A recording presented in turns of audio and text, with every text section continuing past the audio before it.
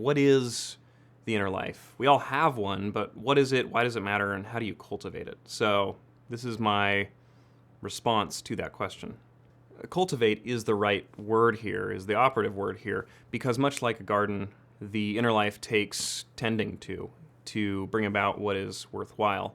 And also like a garden, there are certain plants that are already here that maybe I do want to keep, maybe I don't want to keep them. I might want to bring in some other plants or vegetables. And there are some plants that I definitely don't want anywhere near my garden. And then there are others that I plant and I wait to see what they become. Last summer, my wife and I, we planted some wildflower seeds in one of our garden boxes. And the unavoidable lesson of gardening is that the garden, the plants, they cannot be cajoled, they cannot be spurred along to go any faster than they are going to go. They are going to go exactly as quickly or as slowly as their nature dictates. The unfolding flower, it simply takes the time that it takes. If you were to try to pry open the bud to make it go any faster, you would destroy the very thing you were trying to grow. If you were to dig up the seed to make sure, every day you're checking to make sure that this seed is growing, you would halt the very process that you were trying to bring about. Much like a garden, the inner life, it takes time, and frustratingly, it takes the time that it takes. It cannot be spurred along, it cannot be rushed, and it can't be quantified. I think our world, it encourages us to quantify just about everything, but I don't believe that the inner life works like that. It can be so very tempting to quantify my results when it comes to my inner life, and I think there are certainly times I notice, okay, I was a bit more present today, or I was a bit more mindful, like I was actually in the moments as opposed to being somewhere else in my thoughts, being in the past, being in the future. So I think it is a good thing to notice that, but it's kind of like trying to, judging your inner life like that, trying to quantify those results. It's kind of like assigning a winner to a conversation between two friends. It doesn't really make sense for the context. So what is the inner life? To me, it is it has everything. It is the 10,000 thoughts that you have every single day, the ones that you don't even remember that you had the next day. It's the jokes that you tell, if only to yourself. It is the thoughts that you have that recur, these recurring thoughts or these recurring themes that you notice as you begin to pay attention to your thoughts, you notice are happening over and over. It's the thing that you think and almost say, but think better of it and don't end up saying.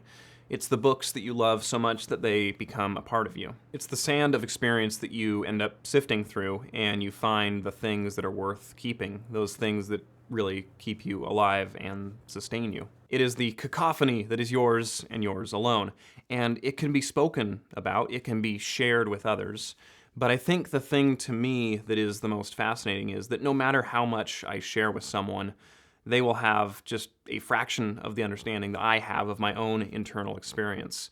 And no one will ever know the things that you don't share with them. And so you get to determine how well will those around me know me. But even if you want to be completely transparent and want people to know you fully, there are just things that, and experiences and emotions that words are simply not equipped to be able to handle. I guess what I'm saying is everybody has an inner depth that is theirs and theirs alone. I think the inner life is, paradoxically, it is both the constellations, but it is also the observatory. So you are the person that observes your thoughts, but you're also the person that is thinking those thoughts. Science tells us that we actually don't observe reality. There is no objective reality. And even if there was, it wouldn't really matter because none of us would be able to perceive it. Rather, we shape our own reality through our observations, through our thoughts, and then those observations and thoughts, it changes how we act on the outer world, and then the outer world then acts back on us into the inner world. And so it's this swirling tornado of cause and effect that we can't control, but we do have some degree of influence over. This lack of control has led some to believe, especially in the Buddhist tradition, that thoughts think themselves. And this can be a somewhat defeating realization that I don't actually choose to think my thoughts, that the thoughts, they just bubble up from the subconscious and I don't have control over them. But I think we can choose what we focus on and we can choose what we spend our time thinking about, and then that can then influence what thoughts we might think in the future. And here we stumble upon a paradox. the sooner and more fully we admit that we don't have any control over the outside world is a chance for us to take ownership and to realize we actually do have influence over our inner world, and by changing our inner world, we then change our experience of the outer world. And since there is no objective reality, there is only subjective reality, if we are able to change the way that we experience the world, we can then change and transform our lives. Okay, this has been rather heady, so I want to give a more concrete example. So when I was doing some work recently, I had a chance to meet a guy named Kenny Salvini.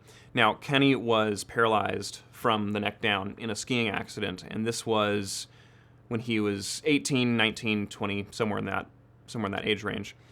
And for the first 6 years, he didn't leave his house. At about the 6-year mark, he decided that he was going to do something. He was going to leave his house.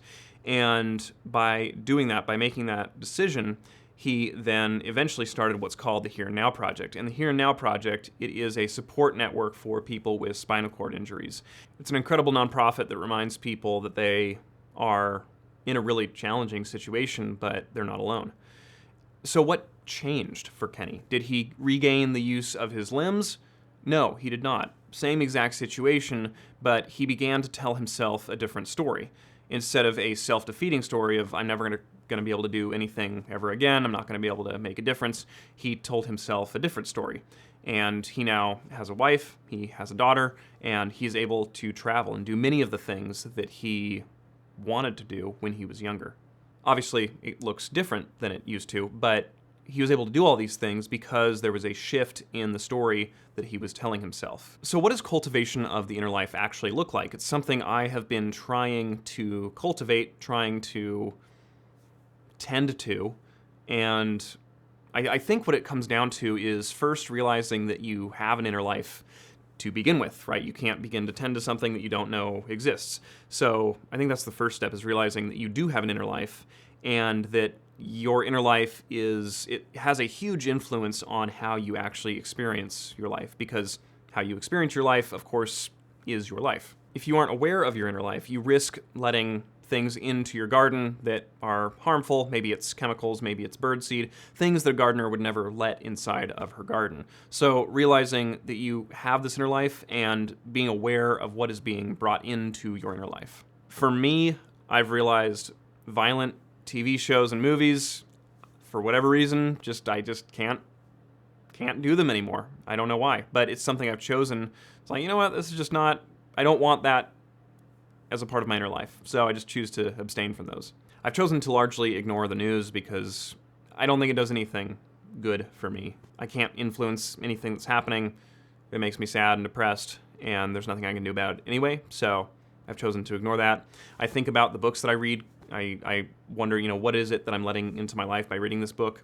The third and final piece is maintenance.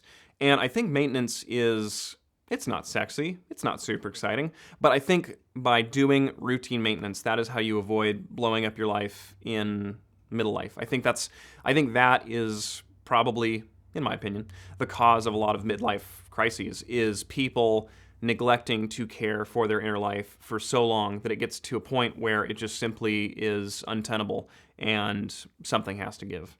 The inner life requires constant maintenance and pruning and weeding to make sure that the mix of shrubs and vegetables and herbs, it is what you want to have for that season of life. And sometimes plants, they get too big and you just need to trim them. Sometimes you need to remove them entirely.